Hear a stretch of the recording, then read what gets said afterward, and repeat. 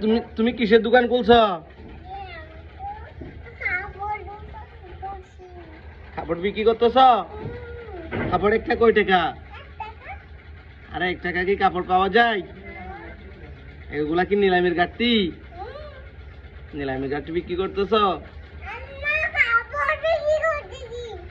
নিলামি কোন নিলামের কাপড়? 1 টাকার কাপড়? তোমার কাপড়ের দাম কি সবগুলা 1 টাকা? এত সস্তা কেন মা তোমার কাপড়গুলা? মা তোমার কাপড়গুলা তো অনেক সস্তা, মানুষ এত দাম নেই কেন?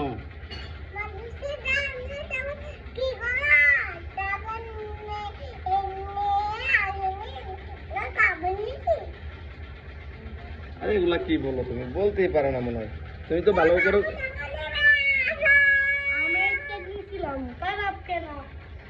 আর ও একটা নিচে খারাপ, এটা তো খারাপ পড়ছে, এটা তো সিরা ওড়ে।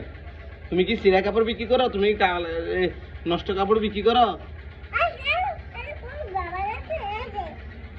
আর আরেকটা দিয়ে দিলে, ওইটার বদলে আরেকটা দিয়ে দিলে।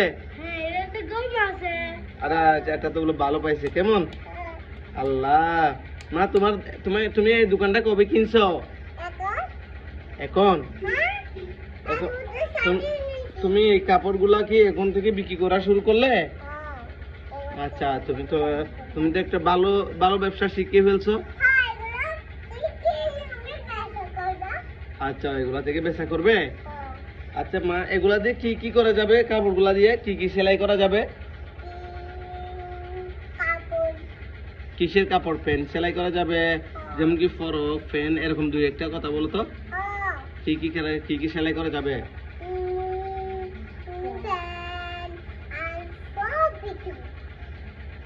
সবগুলো সেলাই করা যাবে?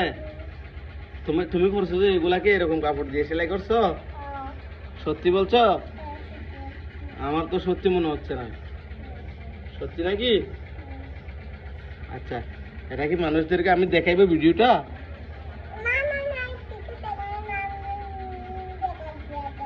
আরে এগুলা তোমার বন্ধুদেরকে দেখাবে, বন্ধুদেরকে লাইক দিতে বলো। তুমি বন্ধুরা যদি তোমার কাপড়গুলা, না আমি তোমাকে বলি আগে, বন্ধুদের যদি তোমার এই কাপড়গুলা যদি ভালো লাগে, কিনতে মন চায়, তাহলে ভিডিওতে লাইক করে এবং কমেন্টে যোগাযোগ করতে বলো।